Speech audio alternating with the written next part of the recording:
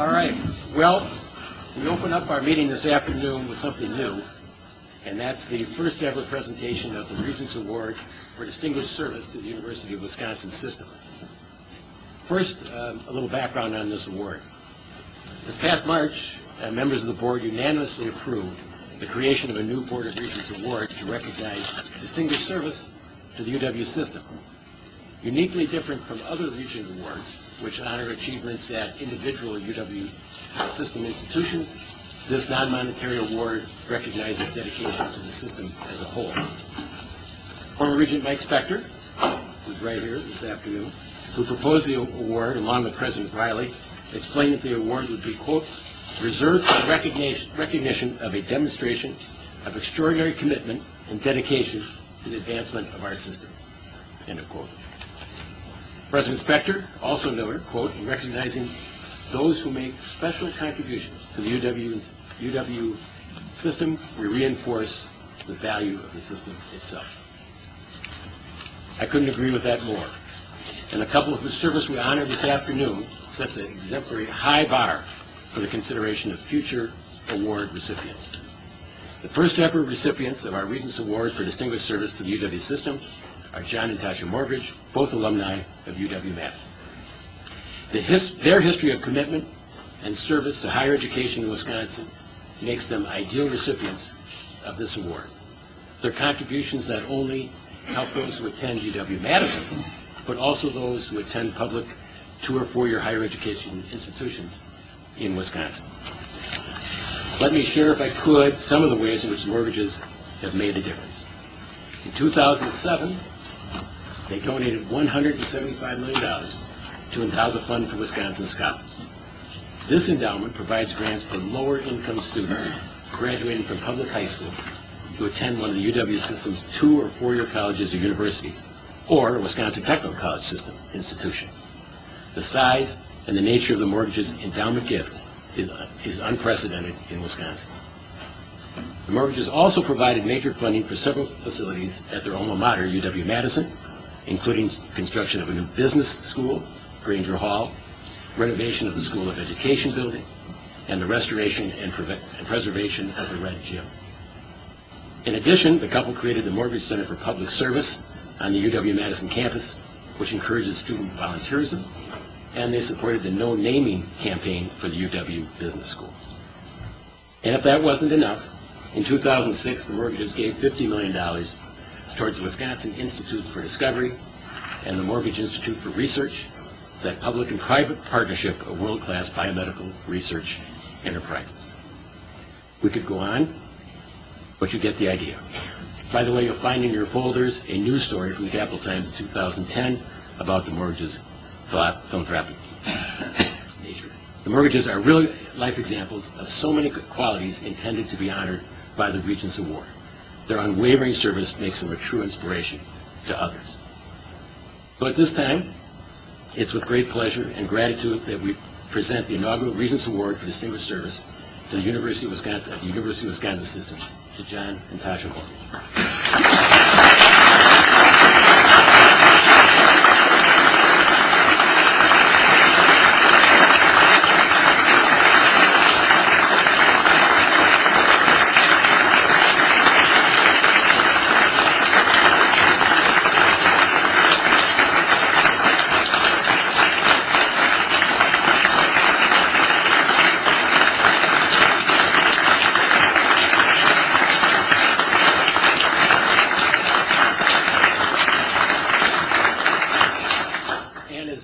Small token of our appreciation, this is something entitled the Regents Award for Distinguished Service to the University of Wisconsin System, John and Tashia Morgridge, 2012.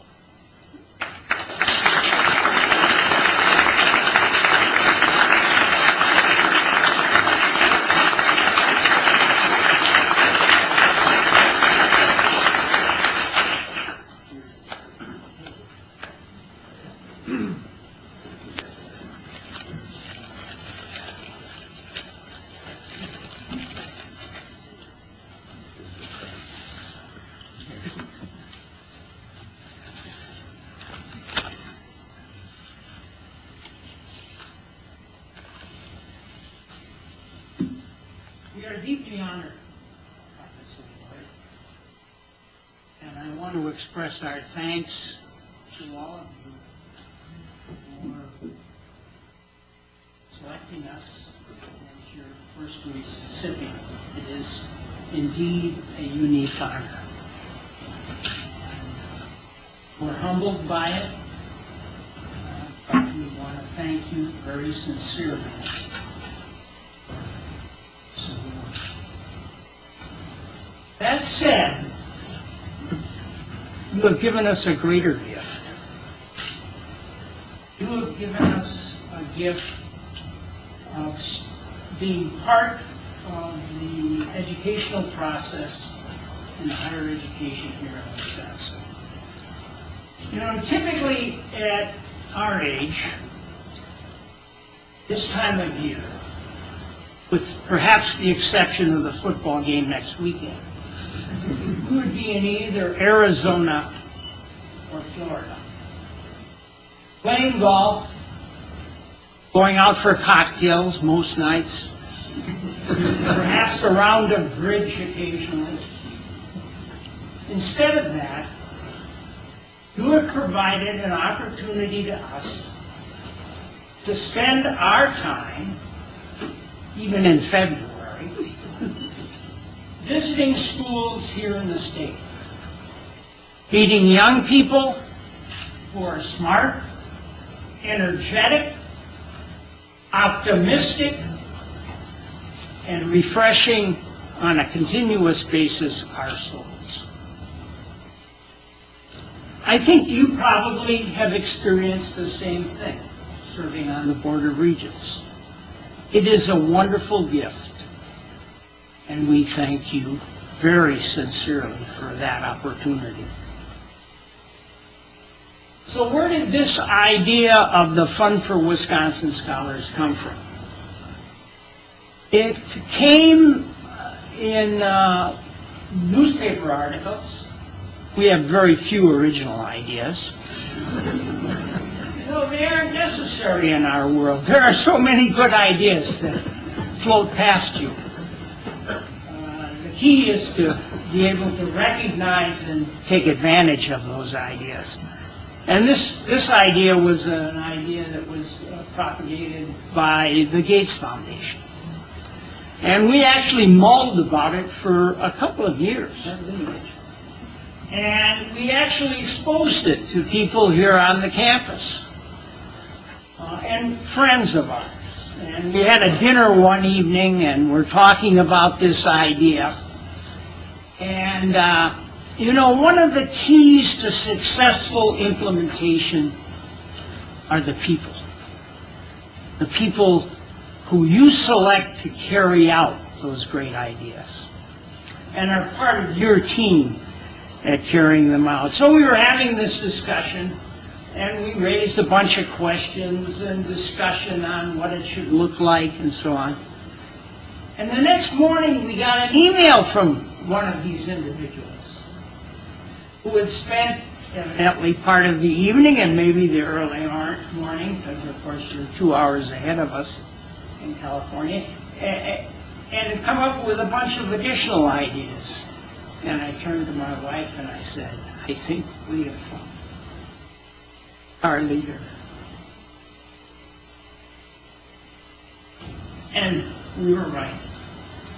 And so I want to send special thanks to Mary Gilbronson, who is our executive director, and to some degree our only employee. We also have other people who step forward. David Ward. I don't know if David is here. He's over here. He volunteered to be on our board of directors. Ted Kellner volunteered to be on our board of directors. John Daniels volunteered to be on our board of directors. And they have contributed their time not only freely, but eagerly to this project. So I extend our thanks, our deep thanks to them. I also want to extend thanks to your aid, to the aid officers. they are a critical part of this program. And, you know, they're a resource we don't pay for. And the interesting thing about it is how enthusiastic and dedicated they are to carrying on the work of awarding our scholarships.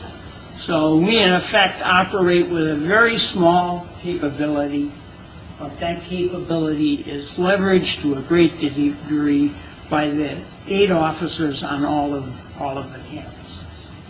I want to thank the chancellors who have been most supportive of this program. You know, last year we went around and we actually gave out, to those that graduated or are graduating, we gave out a check of $500. And Michael in Milwaukee, that was a superb turnout. And, you know, he used it as an opportunity, or whoever headed it up. We got thank you letters from all of them, so they were learning that. They all came dressed very nicely. Oh, that's unusual. To the reception we held, and he actually they leveraged it into a wonderful learning activity for those graduates. So this project now has been underway for 4.5 years. We're in our 5th cohort. We've distributed to date about $25 million. Now, if you look at the aid that's provided to the schools, higher ed here in Wisconsin, that's a very small percentage. It's probably in the low single digits of the total money that's been made available. But it seems to have had an impact. It's been awarded to about 3,500 students in total at all 42 schools, because we include the technical colleges as part of this. Has it made a difference? You know, we started with the assumption that money was one of the deterrents to kids graduating. And I would say that, and we had a study that was done in parallel by, what's the organization? Sarah's organization.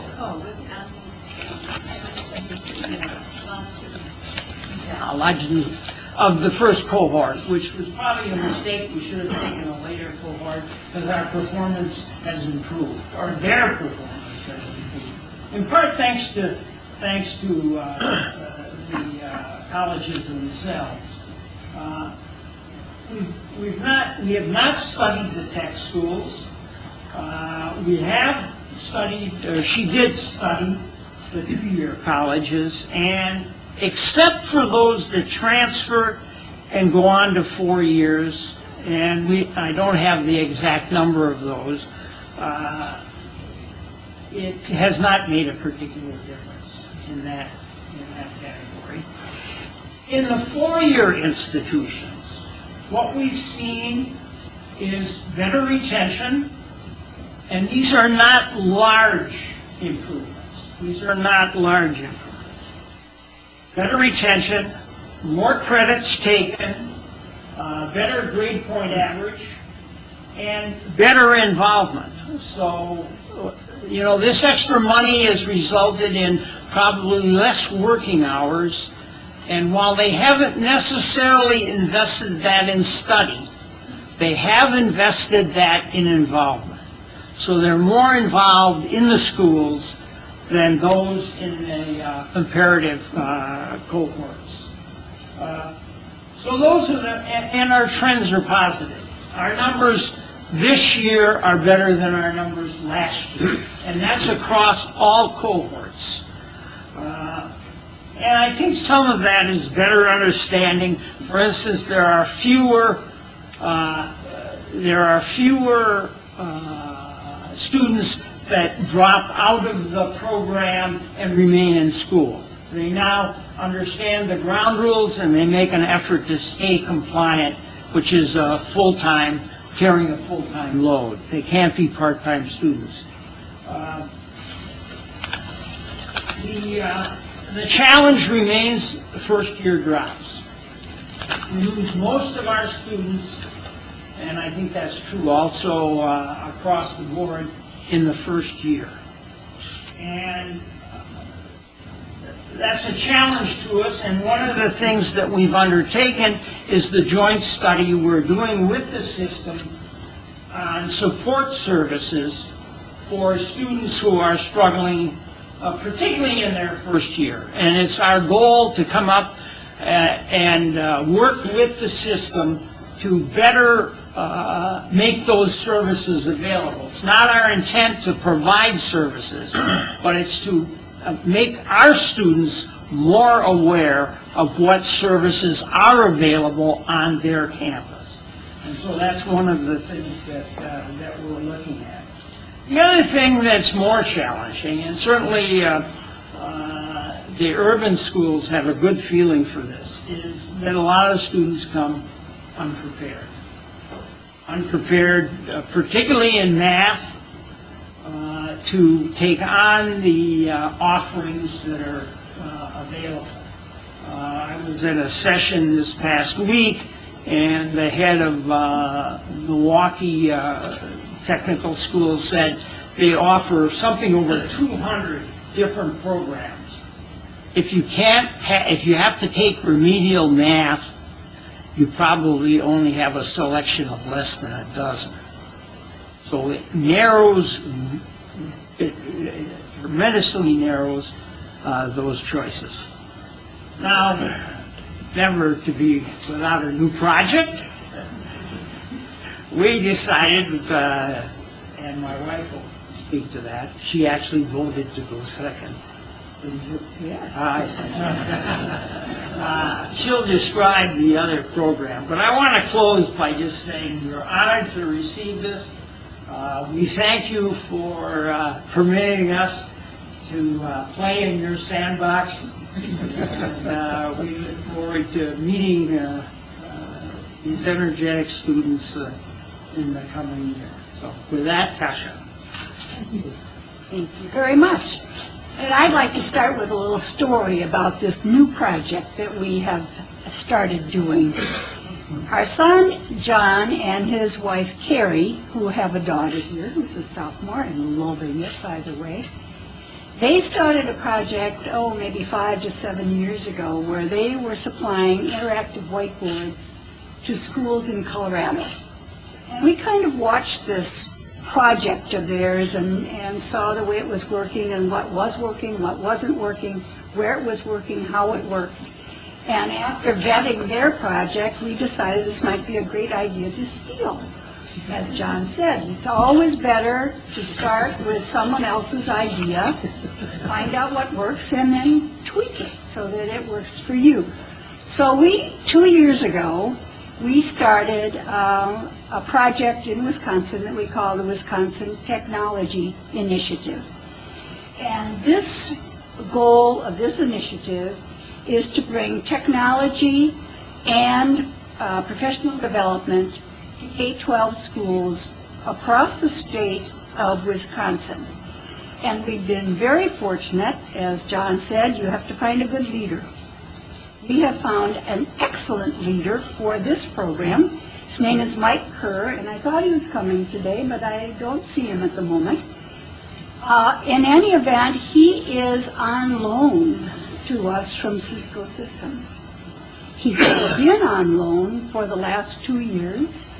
He's still a Cisco employee, but he works full-time on the Wisconsin Technology Initiative. He was a salesman in Wisconsin for Cisco, so he knows the territory, he knows the schools, he knows everybody, and he is the perfect leader for this program. So we have to thank not only Mike, but Cisco Systems for their support. And Mike also knows Cisco very well. So if he needs a study or technology or a room for a meeting, it all happens. So thank you, Cisco, for that. The other person that has offered to become involved with our new initiative is Mary Gulbranson. Every time we have a meeting, Mary comes, and it is amazing the amount of time that she puts in, not just to the Fund for Wisconsin Scholars, but also to this new initiative, and I'm sure she's hoping we will never get another idea. In any event, what we've done is to bring technology to the schools, largely interactive whiteboards. That's kind of where we're starting. And the thing that we've noticed is the enormous eagerness of teachers to take on this new technology. The teachers, the districts, the schools have to apply. So there's twice a year we give away interactive whiteboards or other technology. So the schools have to apply. We approve that we have a certain standard of how much we will give. And so far, we have supplied technology to 566 classrooms in 15 districts spread around the state of Wisconsin. And what we're finding is that districts are beginning to work together. Some of them share professional development. Some of them have summer institutes and invite other districts. Small districts are working together as units to learn about the use of this technology. And the professional development actually has turned out to be as important or more important than the actual objects. Because these interactive whiteboards and other technology that we're also supplying, unless you know how to use them, you will not use them. Unless you continue to learn how to use them, you will learn them use them at the basic level. So what we have done is to have continuing professional development available that we are funding, and so that you can learn how to turn it on and use it at that level, and then you can continue to learn at other levels and continue to teach other teachers in your building or to share your professional development with a larger community. So we have found enormous eagerness for this. And the more teachers that get the technology, the more teachers want the technology. And the thing that's happened is that it actually enhances not just learning, but teaching. They're finding that the students are paying more attention. There are less disruptive incidences in the classrooms. There are less absentees in the classrooms. The learning is enhanced, and both teacher and student and schools are more enthusiastic about using this new equipment. The other place we're trying to do this, and we've really just begun, is in schools of education across the state. We've been involved in a few schools of education, and our goal there is similar. We want to bring equipment and professional development, because in that way the professors and the instructors will have the levels, the various levels of expertise in using in their classrooms, so that they are then teaching the next group of teachers who will go out to the classrooms. It also enhances the kinds of 21st century schools that are 21st century skills that are being developed in our schools of education. The schools of education are doing a fantastic job, but to continue to be leaders, they need to continue to learn, as we all do. So that's another one of our goals. Another goal is to develop a professional community of teachers across the state who will share with each other and who will learn together, so that this will hopefully just increase the level of education with the teachers and students across the state. As an example, this Saturday in Wausau, there is going to be a conference, an all-day conference for teachers from across the state, in the use of interactive whiteboards and in professional development at various levels. And last time we gave this conference, about a year ago, I think we had 500 teachers or something who gave up a Saturday on their own, came to the conference, stayed all day, went to various workshops, listened to various presentations, and so we're hoping that, I don't know this year how many we'll have, but I hope we have at least that many. So this is something that we are very excited about. We're hoping that this, as John says, is one way that maybe we can help to get more students ready to succeed when they enter college as freshmen. So thank you very, very much for this recognition. We are extremely honored to be the first ones to receive this. We've already bragged to all our family, and we will continue to do so, and we thank you very, very much.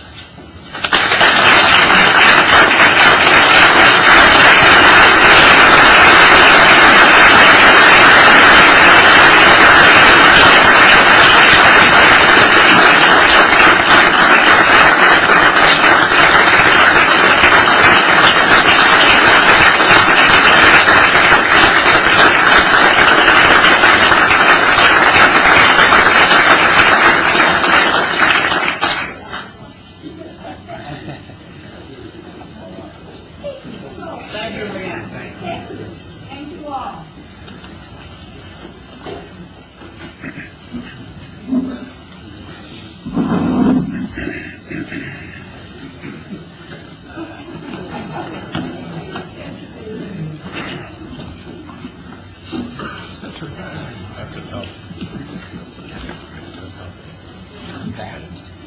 Thank you.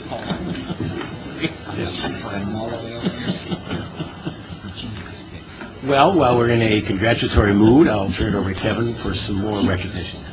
Yes, just a few items. We don't have time to do a full report on news around the system, but a couple things I did want to mention in the way of congratulations. UW Oshkosh Chancellor Rick Wells was honored this past week with the Alberta Kimball Community Service Award at the Oshkosh Chamber of Commerce's annual meeting. Rick received the award for his selfless, strategic, sustained leadership of UW Oshkosh, and in particular for the projects he's leading, such as the recently completed renovation of the Culf Sports Center, construction of Horizon Village, a new suite-style residence hall, and the addition of Sage Hall, the first new academic building on his campus in 40 years. In presenting the award, the Chamber also noted Rick's part in the acquisition of the former City Center Hotel, which the university hopes will revitalize the downtown area, enable more academic conferences on the campus, and promote overall growth for the Oshkosh community. So congratulations, Rick. Well deserved.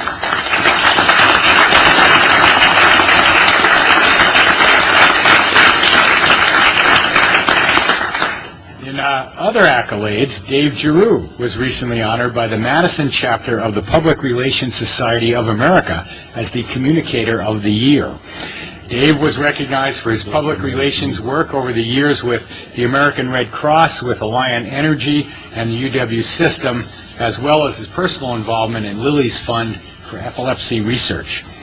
This kind of peer recognition, I think, with all the very, very talented communicators we have in the Madison area is high praise indeed, and those of us who work directly with Dave on a day-to-day basis know how well-deserved it is. A speechwriter once for the former governor of New York, now deceased Hugh Carey, said to me, you know, no matter how well-written the speech is, when you give it to Governor Carey, when he delivers it, it comes out like cottage cheese. So I didn't know quite how a speech could come out like cottage cheese, but I figured it was not good. And what I would say on my part, I think on the part of a number of members of this board who have worked with Dave to get his help when we were going to have to stand up and deliver in front of an audience, and chancellors with some talking points on hot issues that affect the whole system, can all say very honestly he prevents us most of the time from sounding like cottage cheese. So thank you, Dave.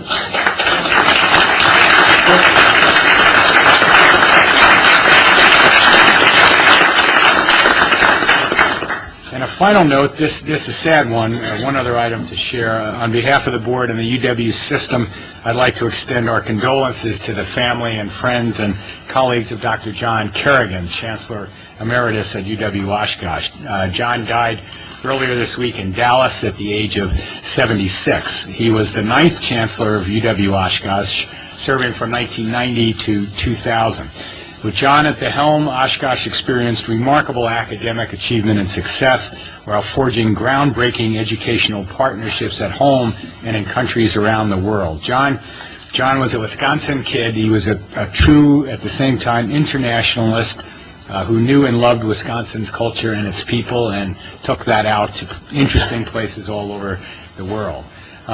Some of you may remember that when the assassination attempt on President Reagan happened, there was a young Secret Service agent named McCarthy who was wounded in the assassination attempt. And when he was released from the hospital a number of weeks later, he said, "It's great to be alive and Irish."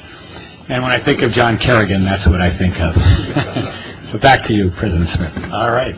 Well, we did have one committee meeting early this morning, the Business, Finance, and Audit Committee, and I'll turn to Regent Whitburn to comment briefly and take any questions on that. Thank you, President Smith. As you know, the doctors at UW hospitals and clinics work for the UW Medical Foundation. Any changes to the bylaws of the UW Medical Foundation must be approved by the Board of Regents. Previously, faculty slots on the Foundation Board have been elected from different districts, practice districts across the faculty. And the result over time has been that certain of the districts have been better represented than others on the Foundation Board.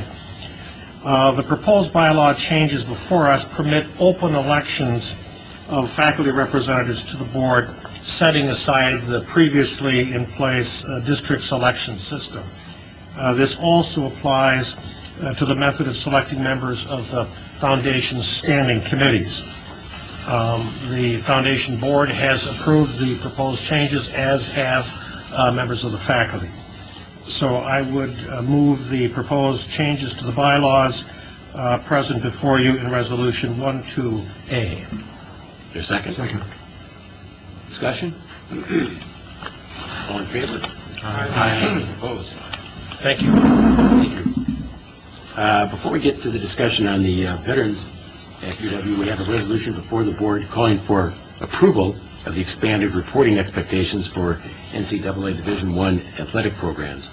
As you recall, we had an in-depth discussion about this at our last meeting at UW Stout, and where we reiterated that it was our intent not to remove any decision-making authority from the chancellors, who bear a direct responsibility for overseeing their own athletic programs.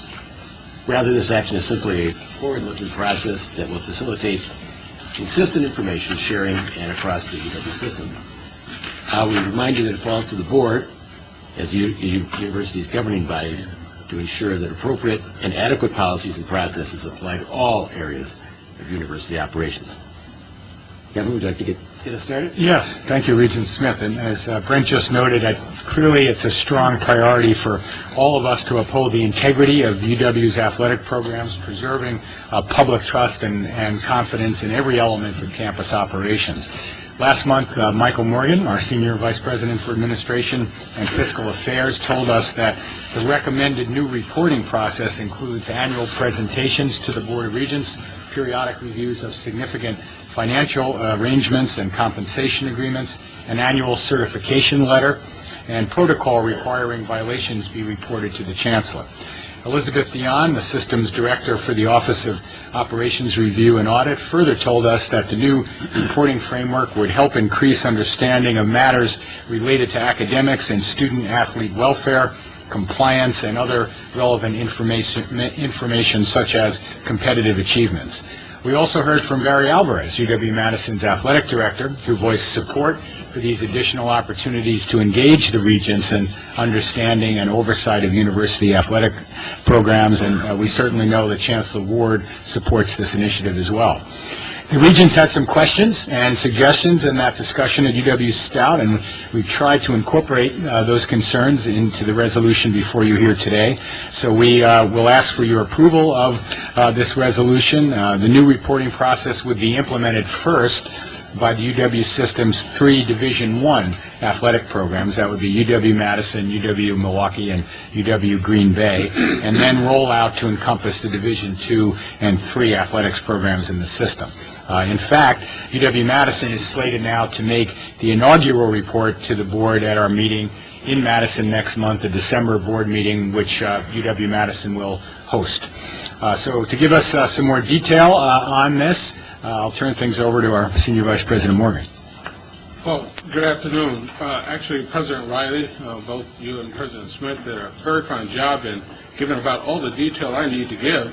I think all of the region members have in their packets a pink piece entitled Accountability Reporting Framework for the Board of Regents Oversight of NCAA Intercollegiate Athletic Programs. If you look through that document, what you'll find in italics are some tweaking that we did to the framework to accommodate some of the suggestions that were made, recommendations that were made by members up at UW Stout, and we discussed this in October. I would point out that if you go to page 3, you'll note under financials, paragraph 2, on the financials, it should read financials, strike highlights. It should be just financials, including at a minimum, and then those items that we have enumerated there. And then if you look on page 4, item number 9, what we have is, and this directly incorporates into the framework some of the suggestions that were made with regard to how we do reporting of minor violations. We have written here a list of all major violations reported to the NCAA, and those minor violations reported to the NCAA as provided to the institution's athletic board or committee, so that this board get about the same data and information on the minor violations that are reported to athletic boards. Other than that, those are the items that we changed. Hopefully you'll find what we have here acceptable. No need to prolong the moment, but I know that Chancellor Ward or Vice Chancellor Brazil has an item of import that he wants to talk to us about. Sure. Thank you, Senior Vice President Morgan. I think it's already been said by several people. A lot of good work has gone into the development of this framework, and systems work very closely with the institution. I know Chancellor Ward and all of us support the framework that's been brought forward here. Of recent, there's been, I guess, one concern with respect to some of the reporting requirements. While you just heard the need and agreement that we should be reporting on NCAA violations, there is a concern with regard to investigations and what can and cannot really be shared in that regard. So I'd like our Senior Associate Athletic Director for Compliance, Walter Dickey, to speak to the issue. Thanks, Darrell. Some of you know me. I was a professor of law here and for many years the chair of the athletic board and the faculty representative to the Big Ten and to the NCAA. And as Darrell mentioned, now I oversee compliance for the athletic department. The concerns we have about the reporting, I think, has to do with a certain amount of vagueness that I worry will, one, possibly impair our ability to conduct thorough and timely investigations. I think one needs to realize that there are situations in which accusations are made, whether there's a factual basis or not, unknown, often not, that we're going to look into. At that point, there's no factual basis for it.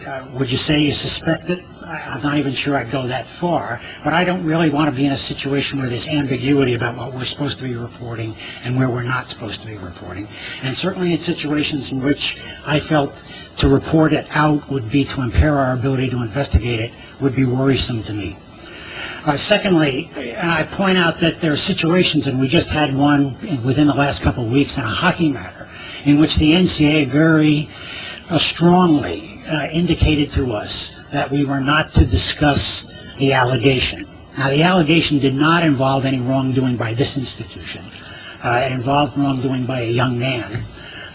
But because the NCAA wanted to conduct the investigation and not have it be impaired by any premature comment or impaired by anybody talking to anybody else who was going to become a witness in the matter, they instructed us not to talk further about it. Now, had we done so, just like North Carolina just got into problems, you can violate by failing to cooperate with one of their investigations, even if it doesn't involve your institution. We obviously don't want to be in the position of doing such a thing. I think finally, it depends a little bit on what the language means, but I'm not sure everybody realizes the volume that we're talking about here. The rule book is very, very thick. The Big Ten rules don't necessarily match the NCAA. And so we're talking about a lot of technical stuff and a lot of possible concerns. Most of the time they're trivial or relatively inconsequential. Most of the time they're inadvertent. They usually require us to follow up. Sometimes it results in our admitting to a secondary violation, sometimes not. Sometimes it involves seeking the reinstatement of a student athlete because they've done something which requires us to declare them ineligible, and it can be a relatively trivial thing. For example, if a junior fails to declare a major by the first day of school, Big Ten rules make him ineligible for the balance of the Big Ten season. We have student athletes who fail to declare their major. We can get them reinstated. We usually have a good idea whether they've declared their major or not, but we obviously have got to look into that, and then we try to take steps in a very timely way. Again, I don't know that 3 or 4 student athletes forgot to declare their major is the kind of thing that you want us to be running either to the chancellor or anybody else with. And rather we feel that we have to have some sense of proportion because, as I said, the volume of stuff that we look into is actually fairly substantial. So I'm just trying to get straight. What specific? The word, I have problems with suspected because I don't quite know what it means. Where's that? I'm sorry. Let me help the board. Turn to page 4, on paragraph 1, under ongoing reporting obligation. You'll see at the end of the first sentence, first paragraph. I'm sorry, first clause in that paragraph. Yeah. It says institution is to immediately notify the chancellor, who in turn will immediately notify the president of the UW system for communication to the board of regents, president of all NCAA major infractions known or suspected. And Professor Hickey is referring to the word suspected and some ambiguity around it. It's not ambiguity around the word suspected, but how do you bring forward those kinds of concerns when the NCAA may prohibit, or there may be some other legal reasons why you can't bring it forward. Why they couldn't, and then the chancellor couldn't bring it to the major. I think Regent Whitburn has that question. Is there anything? Is that the only change, or? That's the only change. Okay. This discussion. We don't have anything on the table as yet, so just questions and answers. Regent Whitburn. Other than this section, Darrell, you're comfortable with Resolution 5? Absolutely. Again, we spent a lot of time working this, and I think we have it just about right, with the exception of this one matter. Senior Vice President Morgan, one option might be to approve Resolution 5, deleting item 1 on page 4 at this time, with the idea that you would work with the department and the campus to get what you feel is appropriate language and bring it back. Does that make sense? Well, could I suggest what I would recommend that we do is we strike suspected and we do everything else that you talked about. That is, we go ahead pass the resolution with the paragraph, we strike the word suspected, and we come back to you with hopefully some reworked language that will help us to get to. Here's a concern that we have. there may be some things that are going on that should be reported to the president and to the board that may give rise to reputational, financial, or the harm to the university. And our need is for those kinds of matters to come earlier to the board rather than later. So that's the balance that we're trying to strike. Being sensitive to what Professor Dickey has outlined here, while on the other hand, ensuring that this board is advised of those matters that should be advised of coming from our camp. So, Michael, your suggestion is to, and again, nothing that's been moved yet, to pass this, but striking out the word suspect. Let's take that out And then go back on it. Okay, Regina first, and then look. Could I just? You really want known or suspected struck, because if you report back something, the only reporters will know it. So why do we have a parenthesis? Most parents would say not ever be in any. Very good pickup for a lawyer because our board. You can't report something that you don't know. Richard Milner. I was concerned about this for two reasons. The known or suspected, but also I sit on the Academic Compliance Committee, and I sit on it in closed session. And the minor violations are sometimes so minor that I question, as I read through this, I question whether or not it made any sense to include all of those. You need to understand how many minor violations we're talking about over the course of a season. So that means that not only that clause, but I would encourage us to think about number 9 as well, and some sort of language modification for number 9, simply in terms of the first of all the volume and the risk.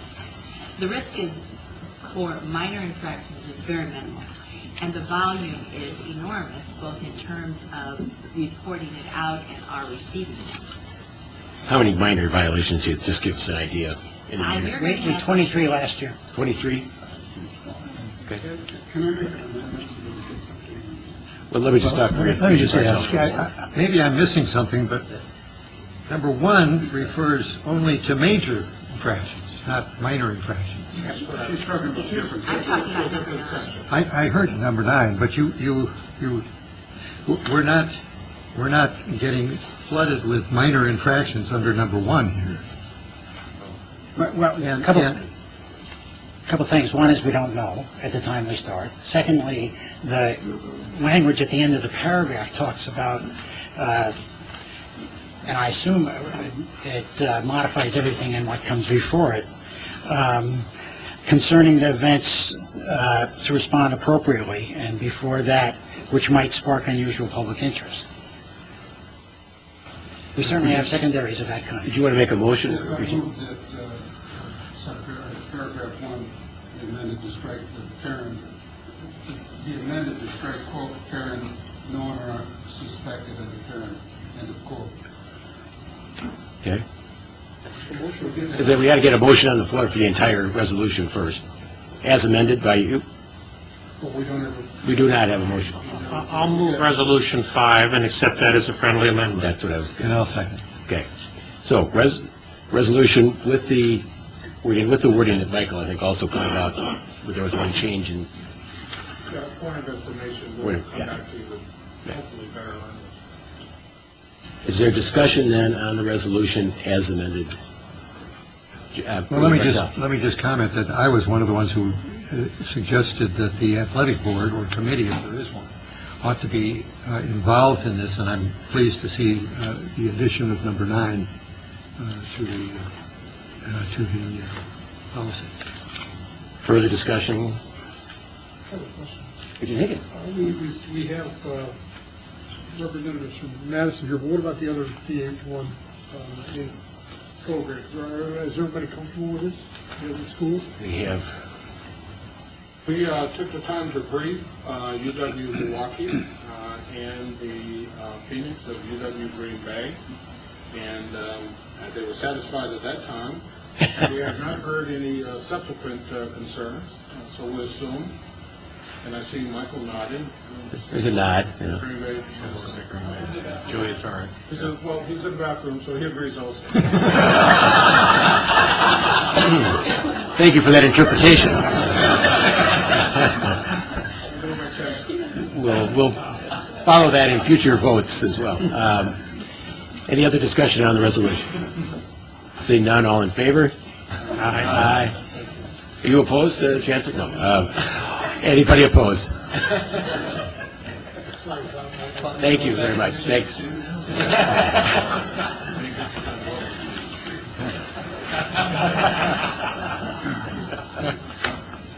Good. All right. Our second major discussion topic is serving student veterans in the UW system. It's not just coincidental that we talk about this now. Veterans Day is coming up on Sunday, a national holiday intended to honor and thank all military personnel who served the United States in all wars. Veterans are found in all walks of life, and that includes college campuses. Bringing the topic before the board gives us an opportunity to do three things.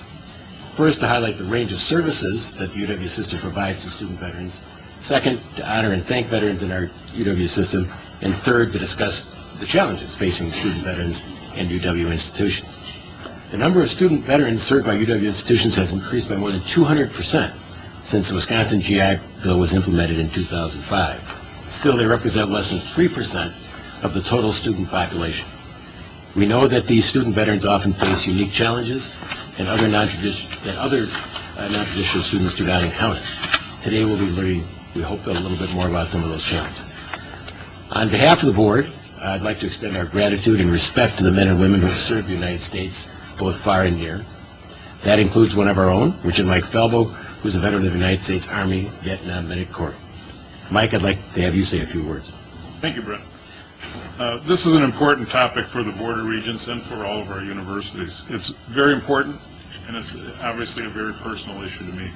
As many of you know, I came back from Vietnam in 1971. Got married and enrolled at UW Parkside 1 month later. Going to college was a tremendous opportunity for me, one that helped change my life, maybe helped save my life. Like other veterans of my era, I was very thankful to have the GI Bill benefits to help pay for college.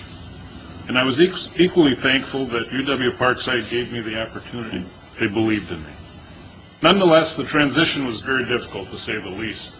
The cultural whiplash of going from the jungle to the classroom in such a short time took its toll in ways I didn't fully understand then, and I probably don't fully understand now. Back then, there were very few specialized services or support on campus for veterans. I'm happy that today's returning vets come to college in a very different climate. There's more public support for our troops and more supportive programs for our student veterans. It's still not a perfect system. Never will be, because we don't know what all the needs are. We learn as we go. Helping dedicated soldiers become successful students will always be challenging, but we can and should pay close attention to these challenges and ensure that at all of our campuses. This is a moral obligation to our veterans and an important way to honor their service. In the context of this morning's conversation about workforce development, I'd encourage us all to think about the economic imperative here. Veterans can and should be a big part of the skills gap today and in the future. Let's pave the way for veterans to enroll in college. To the best of our abilities, let's focus on the roadblocks they are likely to encounter and remove or diminish as many of those as possible. Let's harness the dedication, discipline, and drive that these men and women bring to the campus and to the workplace in ways that move our state forward.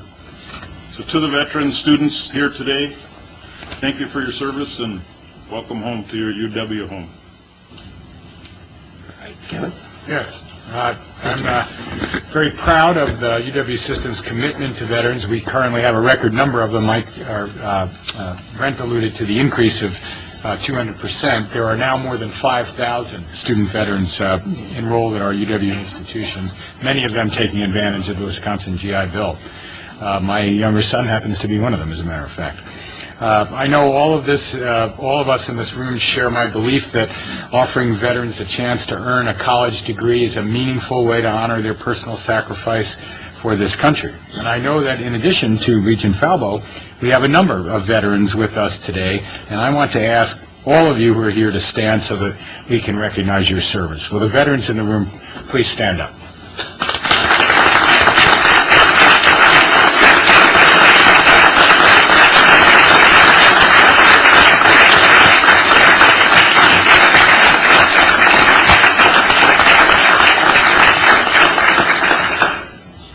Beyond a nice round of applause, the UW system is committed to providing a welcoming learning environment for all. Ultimately, we know that students of all backgrounds, including veterans, enhance the overall UW experience. They diversify our student bodies, enrich our educational processes with their wide-ranging experiences, and along the way will help to bolster Wisconsin's economy, going back to our discussions from this morning. So I'm gratified that we can further recognize today the significant contributions our veterans have made and continue to make to our campuses and to our country. As you may know, each UW institution has a veterans coordinator who assists veterans in applying for federal and state educational benefits and advises veterans on the availability of other benefits. You can find examples of other veterans-related activities coordinated at our institutions in the appendix of your board materials. We're very pleased to have with us today a panel of veterans coordinators from 3 of our campuses to discuss the range of programs and services provided at our institutions. They can also address some of the challenges institutions face in serving student veterans. We also have 3 current or former UW student veterans here to speak about their own experiences at the UW. So thank you all for coming. Welcome, and I'm going to turn it over now to Senior Vice President for Academic and Student Affairs, Mark Nook, to get the discussion underway. Mark. I'm going to start with a video from one of our campuses.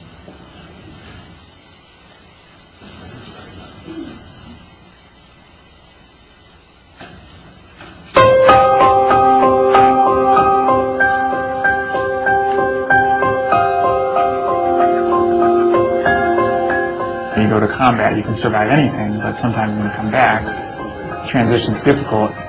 Andrew Browning is one of hundreds of veterans at UW-Whitewater, and their ranks are growing. Because of these recent wars, there's a greater number of veterans coming and using benefits. I signed up for classes in Iraq. Our flight came in the day before the semester started. So in one day, I become a civilian, I become a single mom again, and I start school. That first week, I don't really remember a whole lot. My transition back was difficult. I got back and went straight to college. I struggled with connecting with people.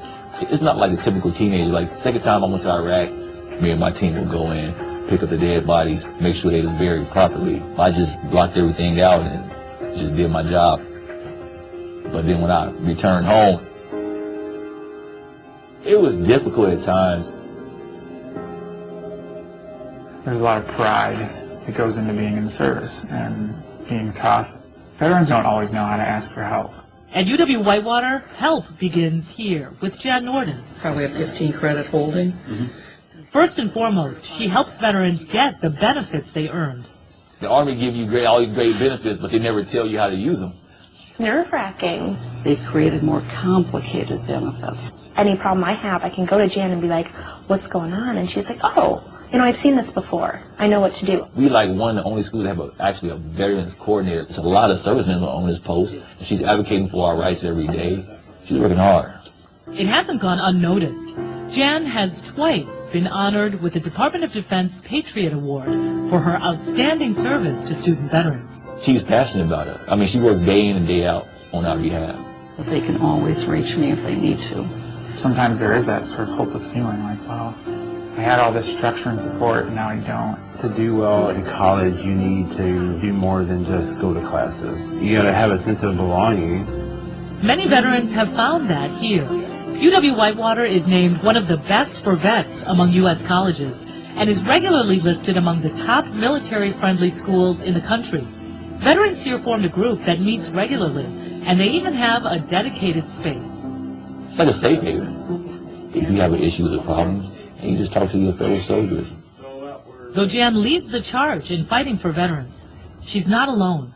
A cross-campus committee has been created to better serve veterans. We have great support from our chancellor on down. Not a lot of campuses have a veterans committee of different offices across campus. Working together, the group has championed policies that help veterans succeed in school. Okay. All right. When they are deployed, we keep them active in the system. That's part of our policy. And that leaves their channels open for email, contact with advisors, instructors, everything. We've had some students who've been deployed take classes while they're overseas. Logan County. I love it. They really love the veterans here. They want to see you succeed. They don't want to see you fail. I think it's very important because if they wasn't veteran friendly, I probably would have left. I never thought I'd get a degree. None of my family graduated. Me and my brother be the only two to graduate with a bachelor's and then go off to our master's. It's helping the country in the long run. We're getting degrees to get better jobs. You know, military experience is worth a lot in the civilian sector, but a lot of times if you don't have a degree to go with it, you can't get a job. I believe they deserve these benefits for things they've had to sacrifice. Like Annie, who was separated from her daughter for a year. Too much. Too much. You like too much, don't you? A lot of people don't know what it's like to have been gone from their spouse or their children. Those are all things that I can connect with because I've lived it. She plans to put that experience to use, combined with a graduate degree from Whitewater in counseling. My ultimate goal is to work with veterans. I'm grateful that I even have this opportunity, that I can get my master's and help people and provide a good life for my daughter and me. It's priceless. I'm very proud of what we do here. It's just the right thing to do.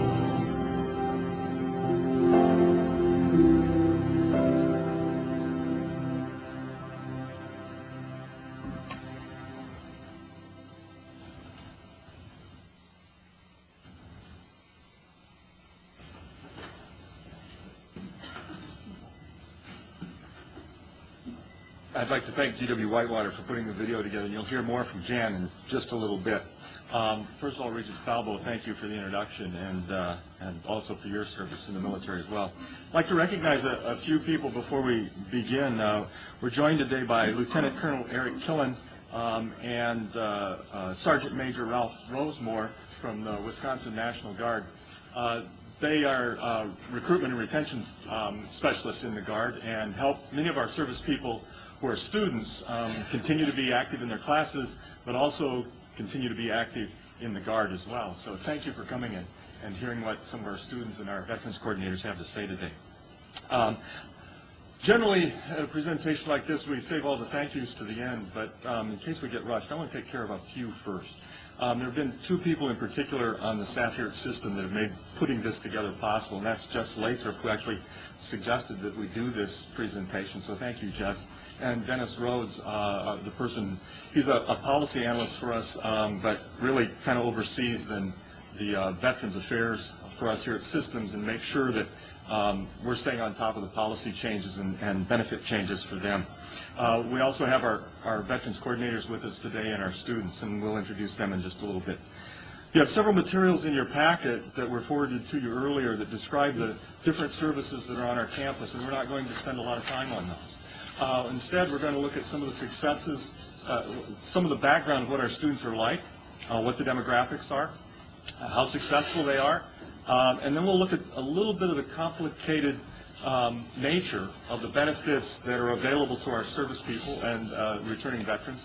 And then we'll have the panel of our veterans coordinators talk to you a little bit, and then an opportunity for our students to also interact with you, leaving lots of time for questions with both of those groups. So let me move through my portion as quickly as possible so that we can get to the people that can answer your questions. Got to get this set up. Thank you. First of all, over the past 30 years, the number of veterans, student veterans on our campus has changed quite a little bit. Currently, we have about 5,060 students on our campus who self-report themselves as veterans. We have several ways of collecting information on who is a veteran and who isn't a veteran, and one of them is on the admissions application, simply checking whether or not they are a veteran, self-reporting. A lot of the data that we're going to see from here on out will be on those students who are veterans that are also receiving benefits of educational benefits of one kind or another. And that's a little bit different number because many of our veterans aren't actually receiving benefits while they're on campus. Over the last, since 2005, you saw on the last slide that the number of veterans on campus is growing. In particular, the number of those veterans receiving benefits has grown drastically from about 1,000 to a little bit more than 3,000 at this point. A lot of that growth is due to really two factors. The first, the introduction of the Wisconsin GI Bill benefits, and the second, the federal post 9/11 benefits coming into play, so that it was easier for our veterans to access higher education. The 3,000 veterans that are on our campuses that are receiving benefits attend all of our campuses. They're spread throughout the system. Milwaukee is the institution with the most veterans. Oshkosh, the colleges, and Madison, those four institutions together house approximately 50% of the veterans that are receiving benefits. I want to point out these are the veterans that are receiving benefits. You can just about double this number on each of our campuses, and that's the number of students who identify as vets. About half of them not receiving benefits. What's the makeup of these students? Predominantly, they are white students, but they have about the same percentage of underrepresented minorities as the rest of our college campuses do. It's about 10% underrepresented minority. They are a little bit more male than our typical college campus. On most of our campuses, we have a few more female students than we have male students, but amongst the military, they are a little bit more male. When you look at the age group, they are older. They are non-traditional students. Very few of them are 19 or less. They've had to have been in the military for a little bit. A larger portion of them fall in that 30 and older age group.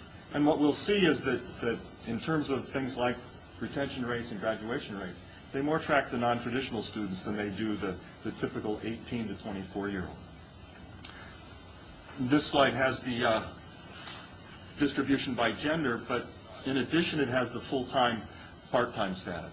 Veterans are more likely to be part-time, as are most of our non-traditional students. So this isn't a surprise when we think about it that way, but we do have to keep in mind that as we look at our veteran students in particular, we are thinking about a non-traditional population, older than average, more likely to be male, and more likely to be part-time. Our veterans, in terms of the majors that they take, are a little bit different than the rest of our population. Like you saw this morning in some of the remarks that Kevin made, by far the largest number of graduates we have are in business and business-related areas, and that's true amongst our veterans as well.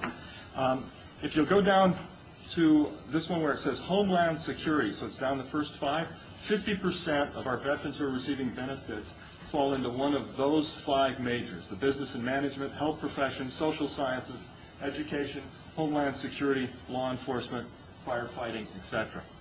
When you compare it to the rest of our institutions, some of this lines up pretty well, but homeland security, firefighting is pretty low amongst the rest of ours. And on the Madison campus, it isn't even in the top 25.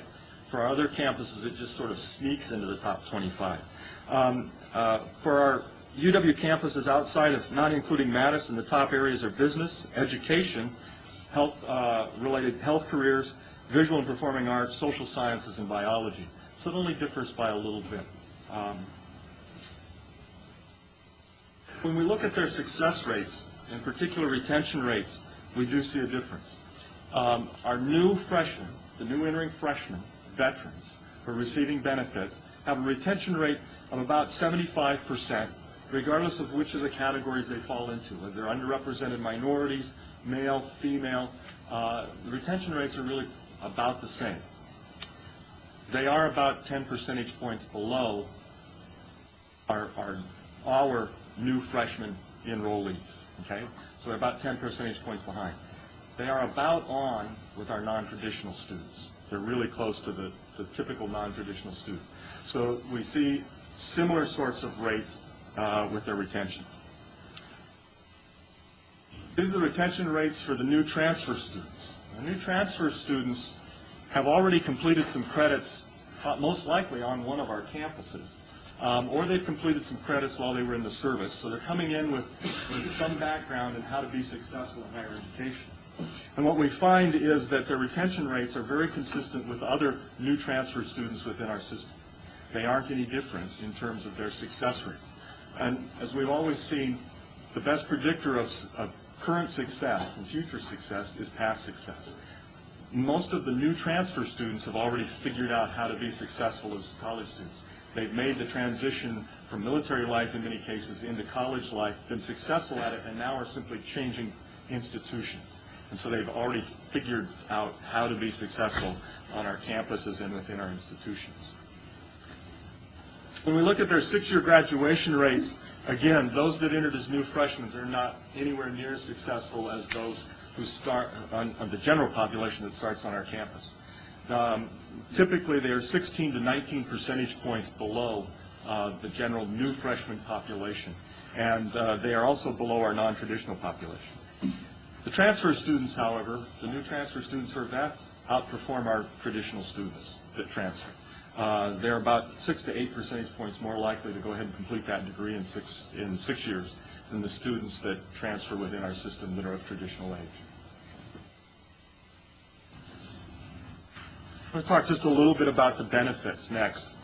There really are two mechanisms that we have to think about when it comes to figuring out how to work with veterans to make sure they're successful. And the first is helping them understand the benefits that they have coming to them. And the second then is providing adequate support services for them and making sure that they have what they need to be successful in our classrooms.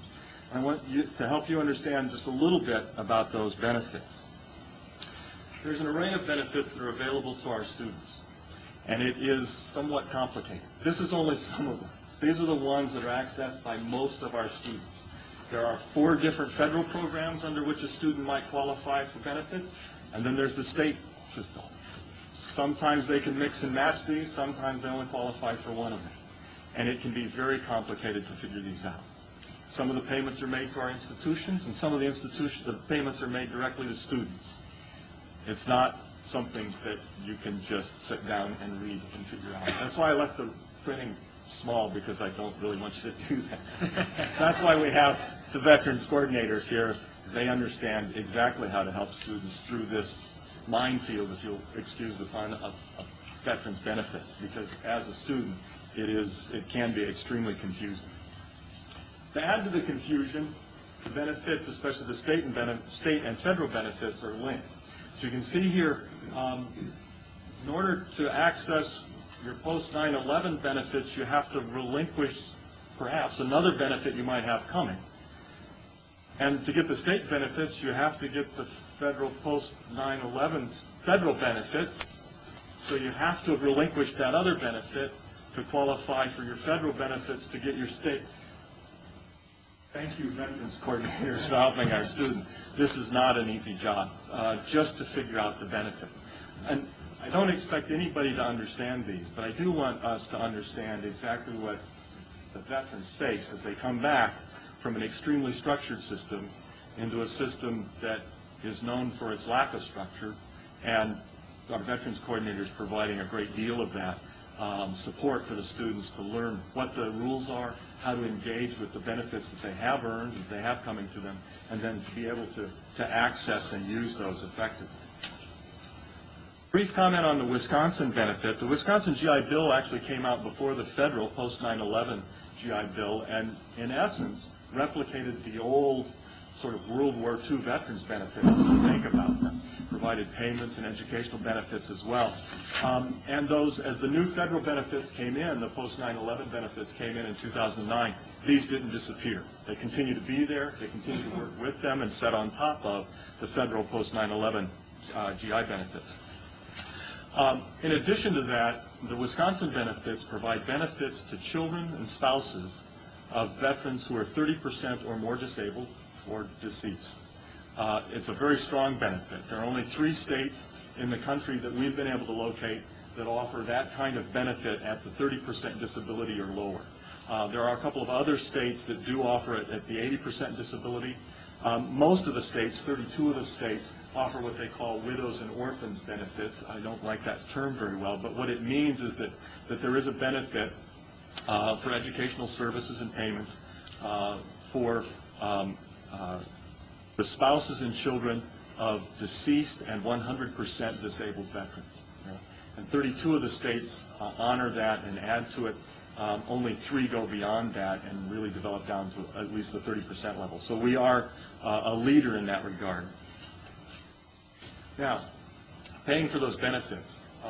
You want to look at one of the TV screens. This is a little light up here. There are 3 funds that pay for the benefits that our veterans and their spouses and children receive. The blue bar here on the bottom are state-funded benefits. The brownish bar on the top, or orangish bar on the top, are the benefits that are paid by the state, or excuse me, by the federal government.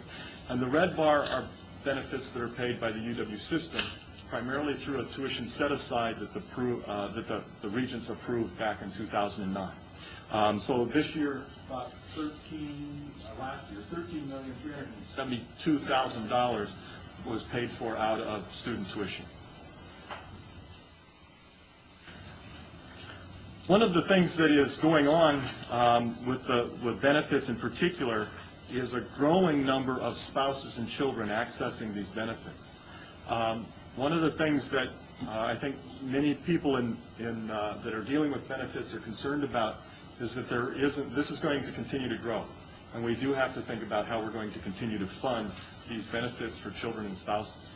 While the veterans will move through, their children, their spouses will move through the system at a much longer time frame. These are benefits that may be with us for the next 30 or 40 years when we think about the children of GIs moving through the system. We have seen a very sharp increase from about 300 children and spouses accessing these benefits in 2006 to more than 1,327. I guess that's just children. The spouses have changed from about 25 to a little over 200. So some pretty significant growth in the sort of spouses and children benefits. When you look at how those have been, how the funding, and these are the state resources, the funding for the state benefits, what we see is that in the yellow bars here, by the way, are the funding for the student veterans. The blue bars, or greenish blue bars, are the funding for the children and spouse benefits.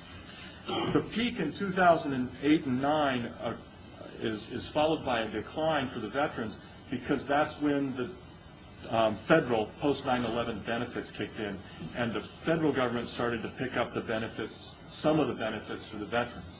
The state continued to pick some up.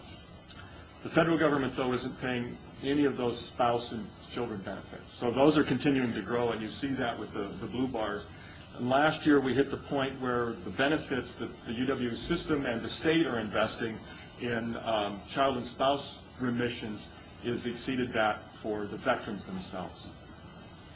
You can see this is a growing trend. To help with managing these benefits, we have to manage them. We as a system have to manage these benefits, especially the payments, the remissions. The Wisconsin Technical College has to manage these benefits in the same way. We came together with the Wisconsin Technical College and primarily the UW system.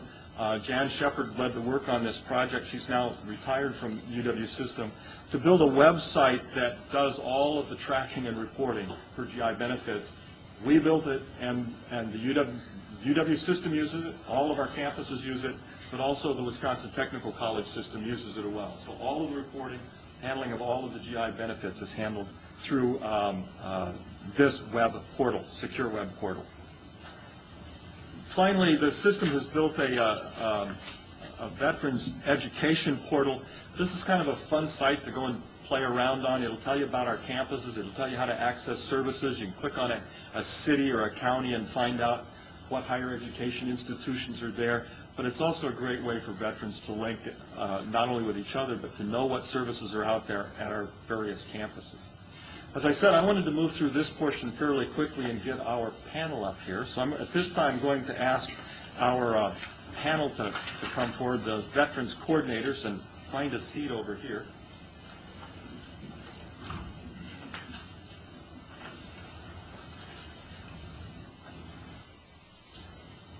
While they're coming up, in your packet you have a description, introductions for each of these, but I'll introduce them briefly. Elena Colts is from UW Green Bay. She's a financial aid advisor and veteran services coordinator. She's been the veteran certifying officer since 2002, and she's activated in the military from 2002 to 2003. She's also a financial aid advisor. She is a retired veteran with 22 years of military service, and her husband, daughter, and son-in-law are all veterans and currently taking classes and using veterans benefits. Janice Norden is at UW Whitewater. Jen has been the school certifying official at UW Whitewater since 1995. Prior to coming to UW Whitewater, she served as the school certifying official for several years at UW Eau Claire. Jen has been twice honored with the Patriotic Employer Award from the National Committee for Employer Support of the Guard and Reserve, and was recognized as the Veterans Advocate of the Year for 2010 by the Wisconsin Department of Veterans Affairs. Miranda Cross-Schindler is the UW Eau Claire Military Education Benefits Coordinator. Miranda served in legal administrative support for the Army Reserve's C Company, 187th Battalion in San Antonio, Texas, from 1999 to 2001. Was appointed to the new position in January 2011. Miranda received a bachelor's degree in management from UW Eau Claire in 2007 and a master's of business administration degree in 2008. Prior to joining UW Eau Claire staff, she held veterans-related positions with the Wisconsin Department of Workforce Development and the GS Alliance Veteran Staffing Company in Eau Claire. She's attended the National Veterans Training Institute at the University of Colorado in Denver. With that, I'd like to welcome the three of them and ask you to help us understand veterans benefits. Thank you. Let me make sure this works. Good afternoon. I have been tasked to talk to you about military transfer credit. Military transfer credits are important for veterans and service members because they use these transfer credits as electives to get them to the graduation requirement of 120 credits. UW Green Bay started out giving military veterans 4 credits. In 2003, university leadership added 10 more credits based on basic and advanced military leadership. This was credit for courses taught throughout our ROTC program. Veterans appreciate receiving these credits because it's a whole semester's worth of credits for their basic and advanced training. UW Green Bay also uses the American Council for Education, or ACE, recommendations to award credit beyond the standard 14. We typically only award credit that ACE designates as general education courses. If a student inquires about using ACE recommendations for military training for major or minor requirements, we would then involve the academic department and faculty advisors.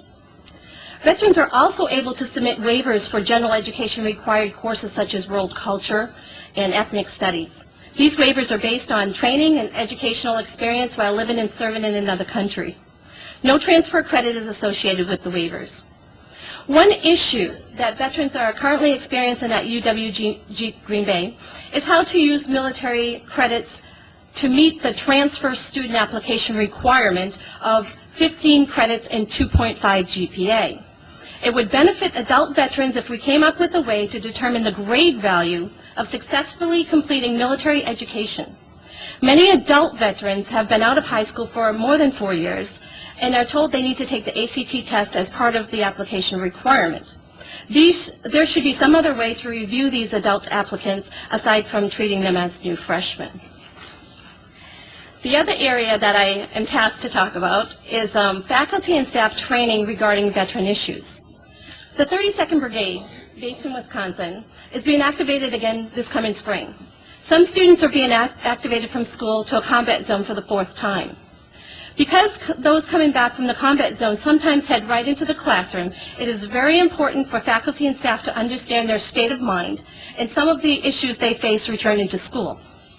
For example, service members find they need to have 2 sets of skills. While they're in military mode, they use survival and coping skills. When they're in the civilian mode, they use home and civilian skills. These skills are both important and necessary, but can be conflicting, confusing, and hard to separate to the service member. While in military mode, the mission is the only thing that's important. While in civilian mode, multiple competing tasks come from family, work, and school can cause confusion for veterans. In the military, one person talks, everyone listens. In civilian life, or the college classroom, everyone is given the opportunity to talk and share, but not everyone is always listening. It gets very frustrating to a service member when other students talk or twitter while the professor is teaching.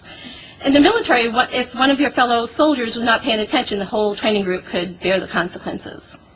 Service members also see such behavior as lack of respect for the instructor, and it's definitely not how they would act in a training atmosphere.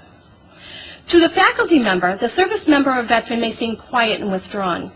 The service member has been trained to restrict information that can be used against him. This lack of communication can cause frustration and isolation for the veteran in the classroom, and frustration for the instructor who's trying to draw the student out. Veterans and service members are also trained to be suspicious of others. This causes difficulty attending activities and going out in public. Also, being suspicious isolates the veteran. I do not know of a service member getting out of the military who does not have some percentage of hearing loss. Yet a student coming back from combat training will sit in the back of the classroom because to them it's life-saving to keep your back to the wall and have an exit strategy. These are just a few of the issues veterans face when returning to the classroom. These issues are sometimes combined with post-traumatic stress disorder, PTSD, or traumatic brain injury, TBI. These additional hidden disabilities can seriously affect performance in the classroom. In 2008, UW Green Bay's annual theme was Wage and More, Wage and Peace. As part of that theme, the university invited Allison Lighthall to speak to the faculty, staff, and students regarding her program, Hand-to-Hand Contact. The program was designed to help faculty and staff understand some of the issues I just mentioned. Another speaker that we invited to campus was Lieutenant Colonel retired Cindy Rasmussen. Lieutenant Colonel Rasmussen discussed transitioning war zone skills, managing anger, and how important it was to increase resiliency in military families. With both speakers, we provided a student-veteran panel to tell their stories and answer questions from faculty and staff. We also included information gathered from these presentations in our new faculty binders. So in conclusion, some of our service members and veterans are returning to the classroom with a unique set of issues. It is important to bring awareness of these issues to faculty and staff on campus. I highly recommend a dynamic speaker, someone like Lieutenant Colonel Rasmussen, to be invited to campus, and with the support and promotion of campus leadership, have faculty and staff attend. Such programs will help everyone better understand veteran issues and be better able to serve veterans on campus. One more thing I would like to leave you with is these veterans have been through hell with a close-knit group of people that understand that hell. Now they will be entering unfamiliar territory without the military support. The relief they feel when they know another veteran is in their class is indescribable. It is very helpful to bring these veterans together. Now I'm getting into Jan's territory and would like to hand the subject over to her. Good afternoon. I've been tasked with talking about creating a Veterans Committee and veteran space on campus. Creating a Veterans Committee helps involve support from around the campus in many different areas. Veterans have unique personalities, and it helps to have perspectives from many departments on how the campus can best support our student veterans. When we created our Veterans Committee, and other campuses may call it something different, the offices we involved included admissions, the advising office, the adult student office, the bursar's office, career services, Center for Students with Disabilities, counseling services, ROTC, veteran services, our Veterans Club president, and the veteran graduate assistant. They could all interact with monthly meetings for continuity, event planning, surveying veterans on the needs they were looking for on campus. Veterans need support from administration and faculty. Universities can help by committing to finding a space dedicated to veterans with funds and materials allocated. They need not just vocal support, but actual support in creating this space on campus. The offices and the staff need to be on the same page and understand they are there to work together to address veterans' needs and services on campus. Another idea is veteran-specific courses or course sections allow veterans to connect with peers in a safe environment. Some veterans will be more comfortable identifying as a veteran in a classroom setting with their peers instead of a general classroom. Having a dedicated space for veterans to gather is also important.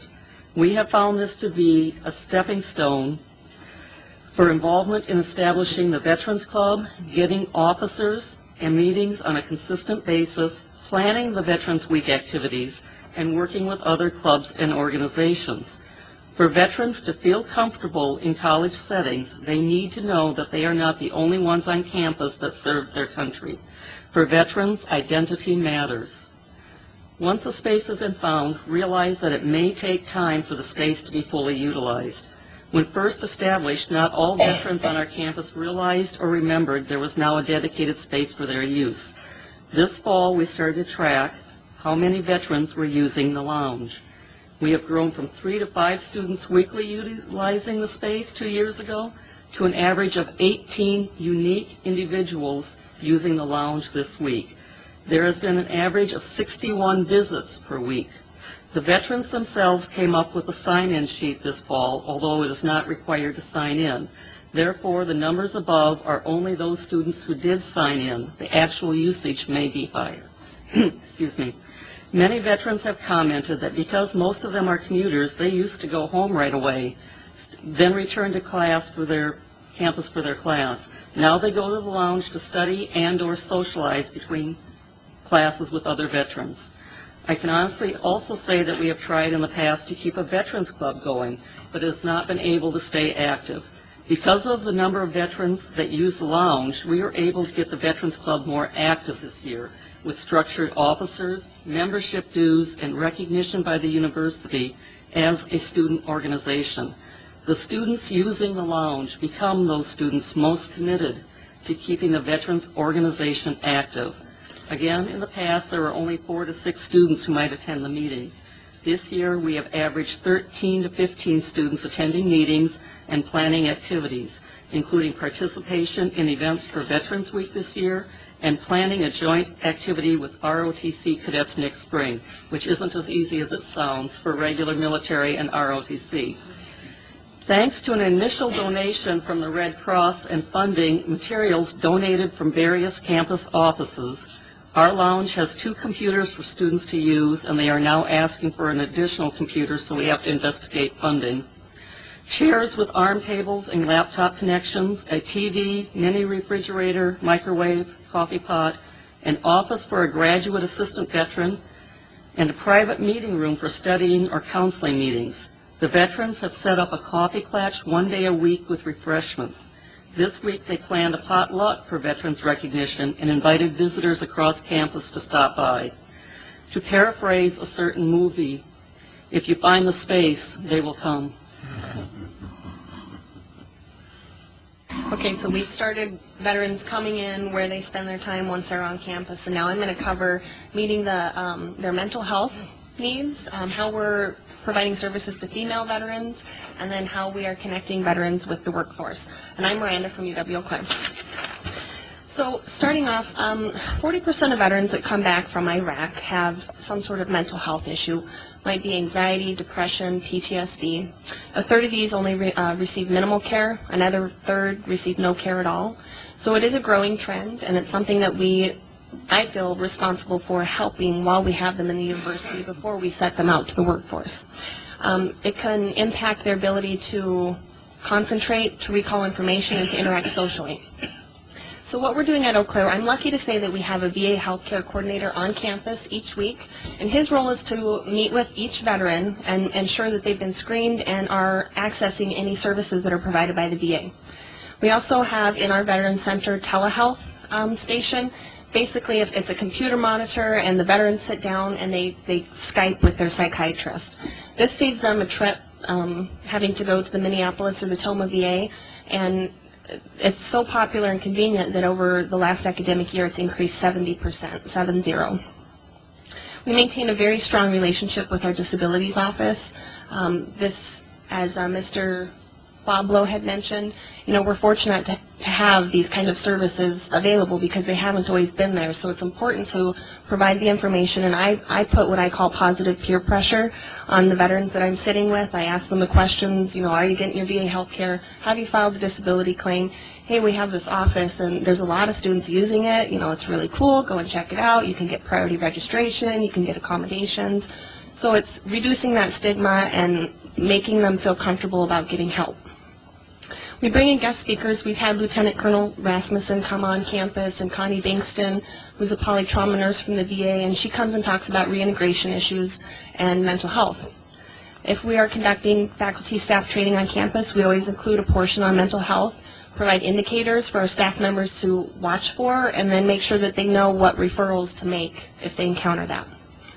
We track midterm grades to intervene and then make referrals to our counseling services, our academic skills center, disabilities office. So this is where I'll segue into our female veterans. We're lucky to also have a therapist from the La Crosse Vet Center. And therapists that work for the Vet Center are all combat veterans themselves. And the one that we happen to have come visit Eau Claire is a female. So not only can combat veterans have someone to talk to about issues related from their service, but also gender-specific topics.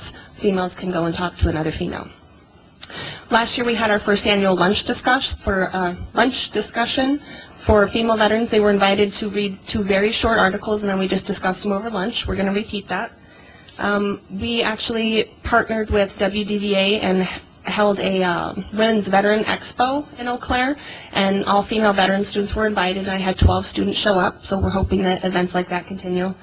And then for the social piece, when we're planning activities for our Veterans Club, we always make sure to have a family focus.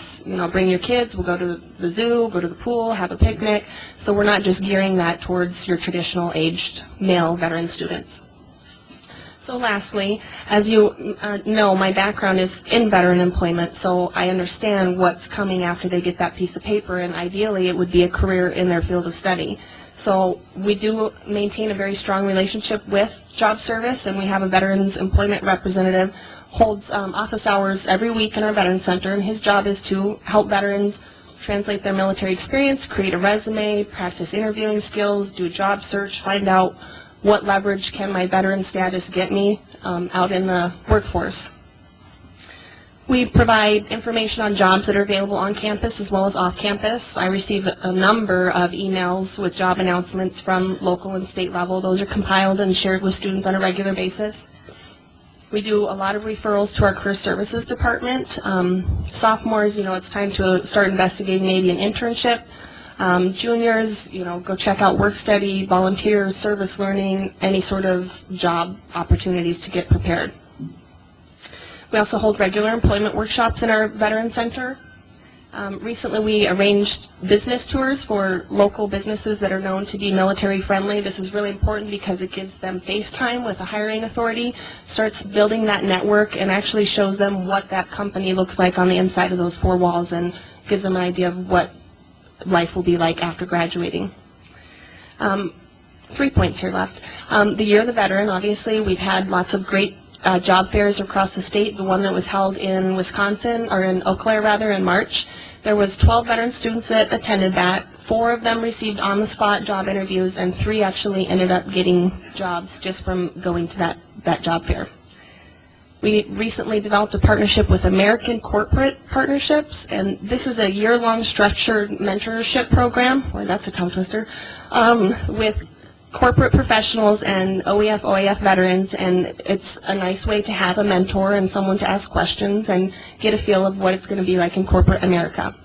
Lastly, I'd just like to close with sharing with you what we have set as a goal upcoming. The Director of Career Services and I have discussed a strong interest in connecting with our veteran alumni.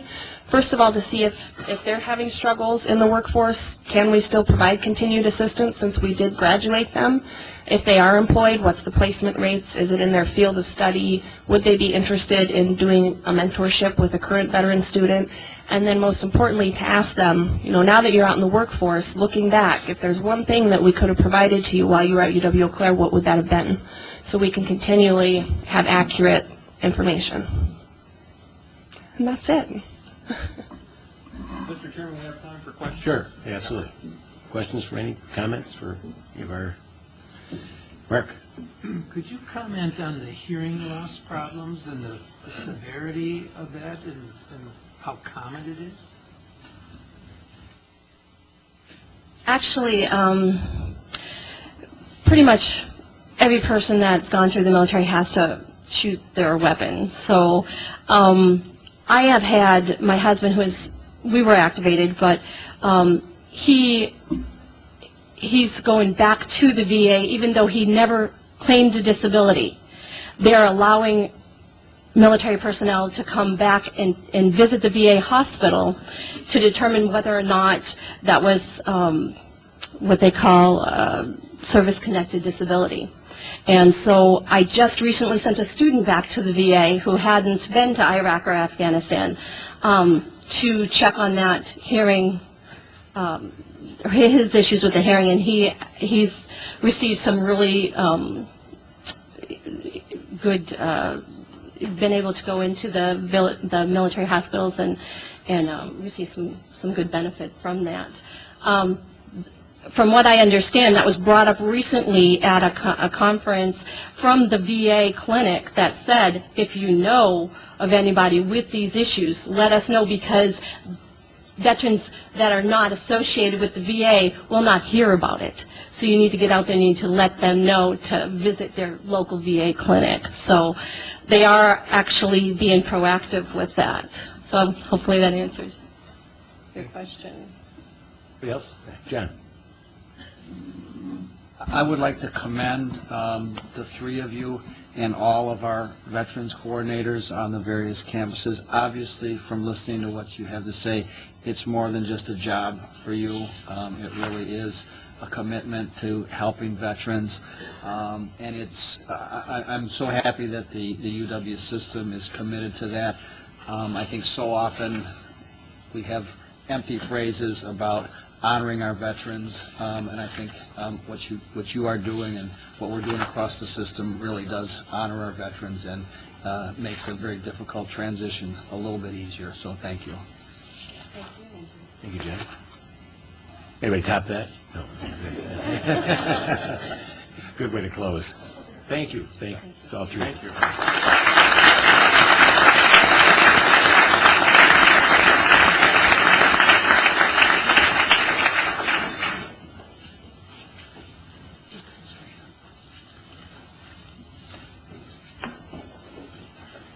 This time I'd like to introduce three, I want to say three students, but it's two students and an alum. Eli Kaywood is a graduate from UW Platteville this past spring in political geography. He's on active duty from 2002 to 2006 with the 75th Ranger Regiment Airborne. He's had 4 deployments to Afghanistan. He's with the Wisconsin National Guard, and he's currently a member of the Guard. Suzanne Diorgen is currently a senior at UW-Stevens Point, majoring in sociology and social work. She was on active duty from 1984 to 1993 in the Army. She's a Gulf War veteran and served in Korea from 1990 to 91. Corey Richardson is a student at UW-Milwaukee. He's in his first semester there, majoring in criminal justice. As we talked, he thinks that's where it's going to stay. But he's also a member of the Wisconsin Army Guard, and he's had deployments in Iraq, Kosovo, and Germany. Thank you. Good afternoon. My name is Eli Kaywood. As mentioned, I am a graduate of the University of Wisconsin-Platteville and also work there as one of the 2 school certifying officials. Platteville is my hometown, and I decided to go to school there when I got off active duty in 2006, mainly because of the Wisconsin GI Bill and because I felt comfortable with that campus. That's where I grew up, and it was close to my family, and I needed that support coming back. I was home from Afghanistan for a week before I was out of the Army, and 2 months later I was enrolled in school. So it was quite a transition. Having my family close helped. I'm going to talk a little bit about my experiences on campus and how they've helped me, and then kind of my career plans. My experiences on campus as a student veteran taught me basically how to advocate for myself. In 2006, I helped organize the UW-Platteville Student Veterans Club. And the main purpose of that was essentially to support each other. We created our own peer support network. We didn't, at that point on our campus, have a lot of people that understood the issues we were coming back with in 2006, and the faculty, the administration, and the staff, it was a new experience for them, so we kind of buddied up and were helping each other. I think the main challenge focused by veterans today is being able to relate to other people and having people relate to us. Since the Vietnam War, the percentage of U.S. citizens in the services dropped to an all-time low of 0.45%.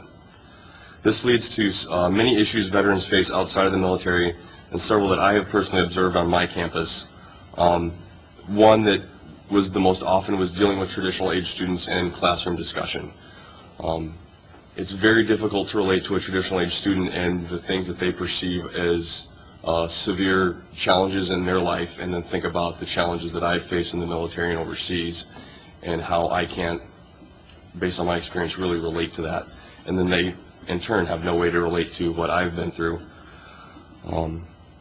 Another challenge I've dealt with, faculty that told me that my evaluation of the situation overseas was wrong because it didn't agree with what they had read and seen in the news. I have also faced the challenges of having no senior administrators at my institution that are veterans of the military service or have any sort of formal education on veterans issues, and that has made it challenging to convey the necessity of expediting veterans programming. And then finally, for me in the long term, I plan on pursuing degrees in advanced degrees in adult education to work with veterans in higher ed. I will also be attending officer candidate school to become an infantry officer with the hopes of being able to use my experience to train my soldiers and provide them with the most chances of success in a combat situation. Thank you. Good afternoon. My name is Corey Richardson. I attend UWM. This is my first semester as a freshman. Going for criminal justice, that's what I hope. I currently am in the Army National Guard, 32nd MP Company out of Milwaukee. I was deployed at 18 to Iraq, came back 19, and just got back from my second deployment from Kosovo at 21. I'm going to jump into challenges that I faced at UWM. Some challenges that I faced were the miscommunication. I went to one office about a problem, and they sent me to another office, and then it was just jumping offices. And then with paying with my bills or things that my benefits, I didn't know how to exactly use those. And again, once I went in to ask questions, they bounced me around. And then I finally found out that UWM has a Veterans Center, and I currently spend all my time in there. It's more relaxing. I can relate to people, and honestly, if it wasn't for that center, I don't think I would be in school. And my immediate family, no one has completed college, so the fact that the Vet Center has helped me stay in college and stay motivated in college means a lot to me. I just think the communication problem with some people should be fixed. And that's about it. Hello, everyone. Susan DeOrigin, United States Army. UWSP Social Work Sociology major. I originally came back to school 5 years ago through the doors of NTC in Wausau, where I was taking a sociology class, and one of the instructors there stopped me towards the middle of the semester and asked me what I was doing there, and I was kind of confused because I was going to school, and she said, you need to be at a university level. You need to be at a 4-year university. You're passionate about veterans issues. You're a woman. You're a non-trad. And that's where you need to go. And so the following semester, I transferred to UWSP, where I was met with an amazing veterans coordinator, Ann Webb, who isn't here today. I am thrilled that there are veterans coordinators on each of our campuses that do such an amazing job with each and every one of us and are passionate. One of the challenges, however, would be that there would be some kind of cohesive workshop where all veterans coordinators work together and share their ideas and the things that they're doing on their campuses. The the different speakers that come in and talk to the faculties, the different type of workshops and programs that are available for faculty that are brought in through the different campuses. That would be amazing. There's many programs, many veterans that come to the Veterans Club that they don't know where to go. They don't know what to do. And so I think if there was some kind of cohesive workshop with veterans coordinators and across the board UW system, some kind of program where veterans are told about their benefits, but also the other resources within the UW system, it would be amazing to have that. So, thank you. Before we go to questions, as we were talking earlier this week to each of them, Corey, you mentioned something about the importance of peer mentors, especially the veterans that have gone before you in making a successful transition. Will you talk about that just a little bit? Yes. I was trying to create ideas or come up with ways for future veterans or for people that are going to be in my shoes to kind of help with the miscommunication and the confusion with benefits and where to go for this and where to get this information. And since the Vet Center's been open, it just opened this year, I don't need to go into any offices to ask. I just ask the upperclassmen, or I ask Leah, who runs the Vet Center. Anytime I have confusion or I have a problem or I don't know something, I ask my peers, my veteran peers that are in the center, and then I ask Leah. But I feel that if freshman students that are coming in and they're veterans, if they were able to have a peer mentor that is upperclassman, junior, or senior, to help them through their first semester and first year at college, it would do tremendous. They would benefit tremendous from it. I feel they would be more comfortable and more motivated and not lost and scared like I was. We have a few minutes for questions. Sure. President Stevens' point, talking with one vet, there was a concern about getting credit for military education or for prior learning or for experience in the military, that somehow that wouldn't be applied to credits. Anybody have any thoughts on that or experience with that? That was, I think, as far as that goes. What we were referring to, some of the veterans that I spoke to at UWSP is the flexible degree program. Okay. Where our experience, our knowledge, leadership skills, rank, that sort of thing would be somehow equated into some of the GDRs, perhaps, into our field of study, that sort of thing. We would be graduating sooner. It would be cost effective. So that's because right now at UWSP we bring in our DD 214 and give it to our veterans coordinator, and we are allowed two credits for our PE, I believe it is, and that would be it. It doesn't take into account our training or any of the things that I mentioned. At UW-Platteville, it's a very similar process where the student will bring in their DD-214, which is essentially their document releasing them from active duty, and that summarizes your military career. Then you also have the ability to request a transcript from your branch. For the Army, that's the SMART transcript. Arts, thank you. Arts for the Army, SMARTs for the Navy and the Marine Corps, and then the Community College of the Air Force for them. And that's a document that the American Council on Education has worked on that says, based on this training, we suggest this number of credits at this level. And what we've been doing is working with department chairs and professors that the student can take their military transcript to that professor or the department chair and say, hey, this is what I did in the military. How does this relate, to what I'm pursuing for my degree? And we've had more students being awarded credit specifically in the safety areas of business, construction, management, engineering, because those are they're going to receive a lot of training dependent on their military occupational specialty in those fields, especially when they go into that at the university level. So are you satisfied with the process we've got set up for that, or is there something you think we could do differently, or just? I would say there's always room for improvement. I think one of the issues is the certification process, that people in the military, obtain a certain certification, and then in higher ed that sometimes is lost because we have that communication gap that has been touched on, that there's not that commonality of experience. So when I say to you, I went to my advanced individual training for 20 weeks to learn how to be an intelligence analyst, the civilian has no idea what that means. Right. But I go to somebody that has military experience, and they can look at that and say, we're going to pull, 2 credits for speech out of that, and we're going to pull credits for this out of that, and this and that. So I think there's always room for improvement, but for now, we're doing all right.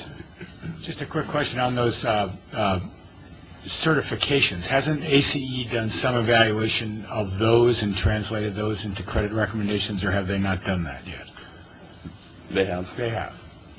So part of it is how robustly are we using those ACE credit recommendations from one campus to another, and I think that's a conversation we should have with our faculty reps. See where it goes. Chuck.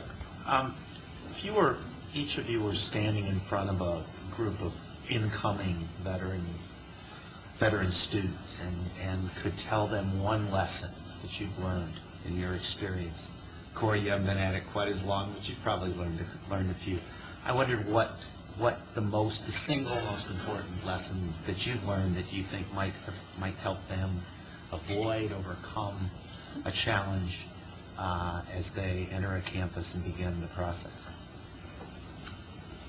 I would say, because veterans, we come from all types of different branches, we're taught not to give up.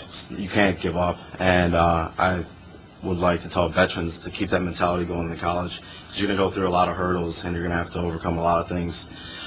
So in one sentence, I could just tell them not to give up, keep your mentality like you had it in college, because my first day of school, I didn't know how to pay $200. All my classes were dropped.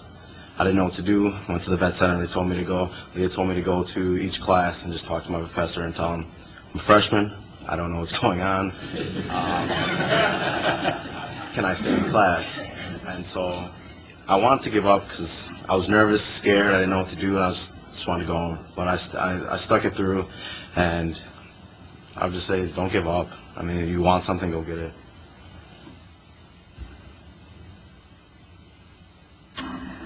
I would say to learn how to advocate for yourself.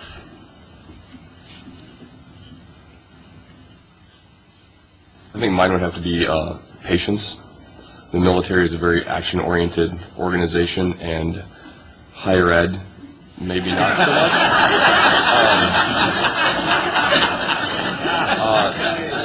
We could have filled in the blank. Thank you, sir. So that would be my one suggestion to incoming freshman veterans is practice patience. Anybody else? Tim. It sounds from your experiences that when you go through an admissions process, and Corey, for example, Corey, you said you went through the admissions process. Obviously, you had to submit a bunch of forms that told the university you were a veteran, and yet nobody told you there was a veteran center. Well, what are we missing? Well, to my understanding, the Veterans Center, this is the first, Leah just set this up in July, I believe. So, I mean, I feel privileged and I'm lucky. I'm one of the lucky veterans that this is the place for me. Because I can just only imagine how many other veterans were going through the same problems I'm having, and there was no center for them, and they just dropped out or transferred or just said, I'm going to go back in the military and do what I know.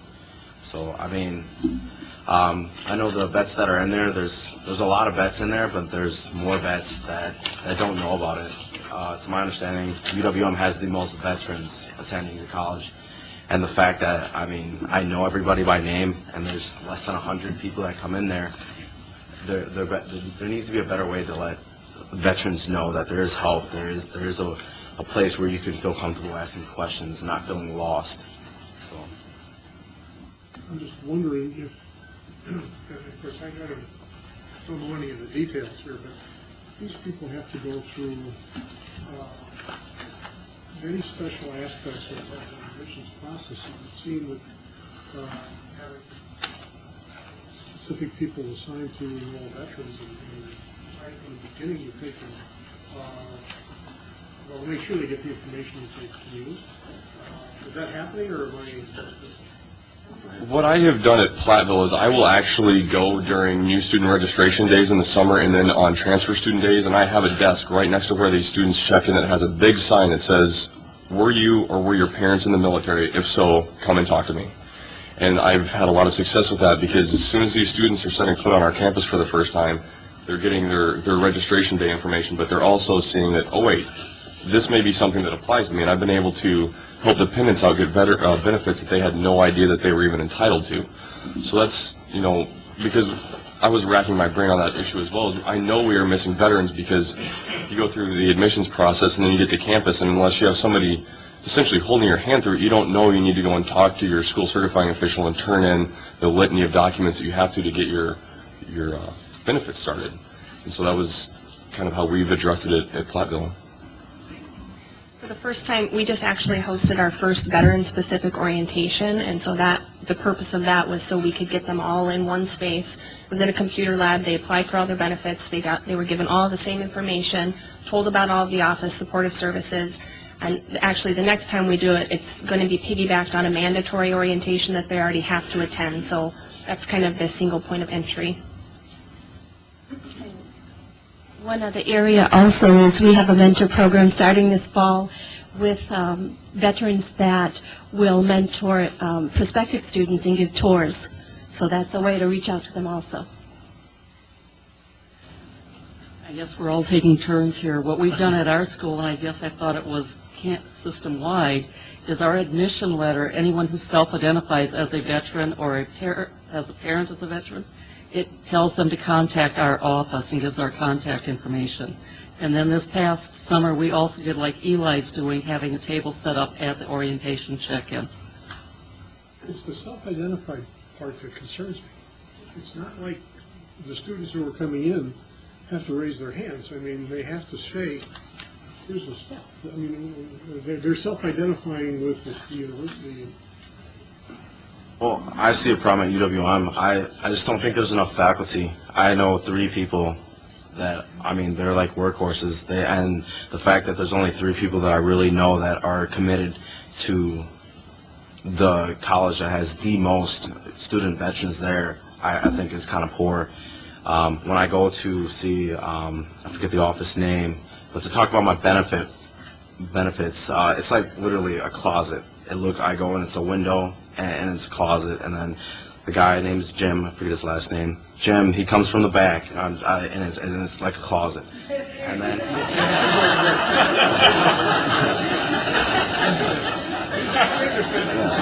we let him out of the closet. And then in the Veterans Center, there's a lady, Leah. I call her she's like my mother. And then Sherry. Those are the people that I associate with when I have questions if I can't find it through through my peers. But I just feel that there's not enough faculty there to run it. I don't know if there's anybody even full time. So I think that's a big issue that should be addressed. If we're gonna be able to help students and to know how to use their benefits and feel comfortable going to talk to people, there has to be more people to go talk to. Thank you. If there aren't other questions, Susan, you mentioned an idea to me about the beginning of the semester and the fact that checks don't show up on time. In some ways, we might address that. Would you talk about that just a little bit? What the Veterans Club and the Veterans Coordinator at UWSP we discussed was the possibility of establishing an emergency fund for veterans who have not received their benefits for school, so that when these benefits don't come in when they're expecting them, and this veteran needs to pay their rent, or they need to buy their books, or they need groceries, or something to that effect, there's an emergency fund that would be available to the veteran, and the veteran would have to pay that money back, so that when their benefits do come in, they can then pay the money back, but yet still pay their rent or buy their groceries or what have you. And right now, there isn't any kind of emergency fund set up for veterans who are in that category. And that the benefits not coming in happens a lot, and it has nothing to do, with, of course, with veterans coordinators or anything that they've done. It's slow oftentimes, or it's backlogged for various reasons. And Corey, you also mentioned to me a little bit about a checklist that might be helpful to you.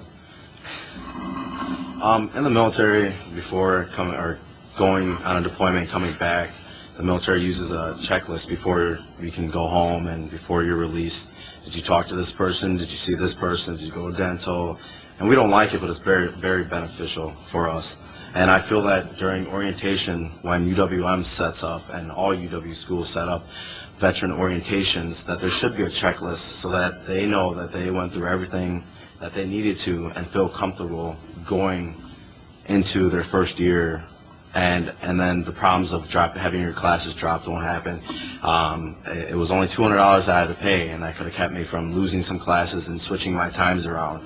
And if this checklist, I feel that should be created, it will stop problems, simple problems that can be solved from happening. All right. Thank you. Yeah.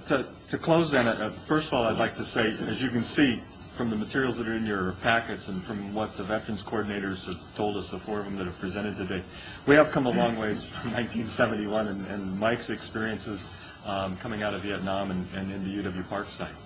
But you can also see from what we've heard from these, both the students and the coordinators, we have some things that we can do to improve things quite a little bit. I do want to point out in the Regents materials there's a booklet that Chancellor Wells provided from UW Oshkosh about a project that's upcoming, and also some things going on this weekend. There's also a video that goes with the booklet about the nurses and things and medics. I thought about sharing it, but we don't have enough Kleenex in this building to see that. And oftentimes I felt that that's the way veterans presentations go. We pull at people's heartstrings and we get them to feel for something about what was going on there. But I thought we might be able to honor our veterans a little better by able to hear what happens when they're actually here on our campuses, be able to see the experiences they have here, be able to learn a little bit from that and be able to share their experiences as student vets. So I want to thank the veterans coordinators in particular, not just the ones that talked, but especially them, but the others that joined us today and the ones that helped us develop this presentation, Denny Rhodes and Jeff Lathrop as well. So thank you for your time, and thank you all for coming, three of you.